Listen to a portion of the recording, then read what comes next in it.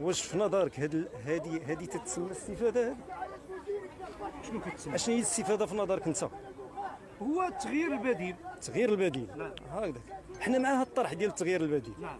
ولكن بهذا الشكل من الاشكال ديال الظلم وديال التعسف وديال هاد الخروقات هذيك راه لا تسمى استفاده ولا تسمى يعني بحقوق الانسان ولا شي حاجه. هذا اختراق لحقوق الانسان، يعني في العمق ديال حقوق الانسان.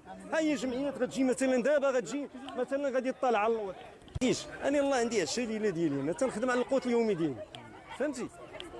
وعارف التطبيب وعارف المدرسه وعارف راه في نظرك مثلا المواطن المغربي يكفيه الاجره ديالو مثلا باش غادي يمشي مثلا راه تيتزير مسكين، راه تيمشي مثلا تيمشي تسلف وكذا وكذا.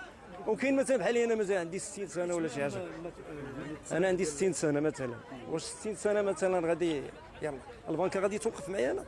ما غاديش.